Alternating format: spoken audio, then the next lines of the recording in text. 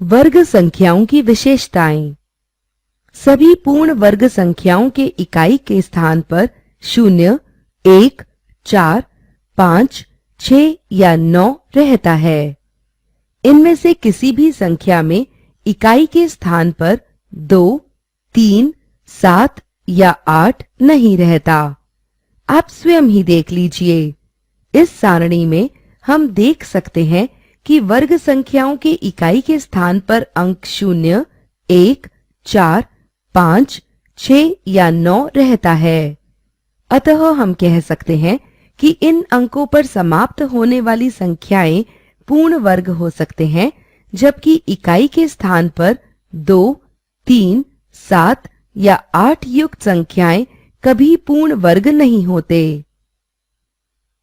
इसके अतिरिक्त एक वर्ग संख्या के वर्ग के अंत में सम संख्यक शून्य होने चाहिए।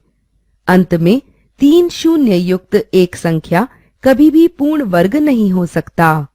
इसका अर्थ है कि केवल संख्या को देखकर ही हम यह बता सकते हैं कि वह एक पूर्ण वर्ग है या नहीं।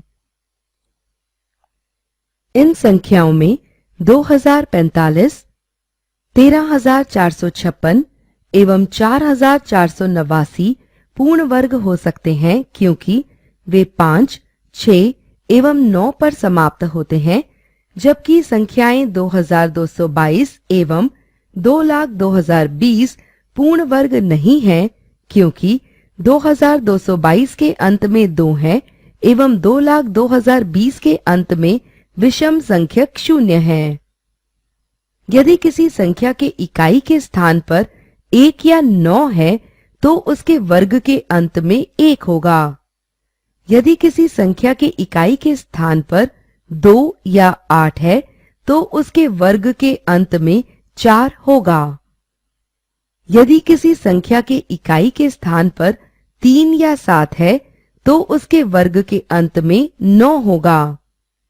यदि किसी संख्या के इकाई के स्थान पर 5 है तो उसके वर्ग के अंत में 5 ही होगा। यदि किसी संख्या के इकाई के स्थान पर 0 है तो उसके वर्ग के अंत में 0 ही होगा।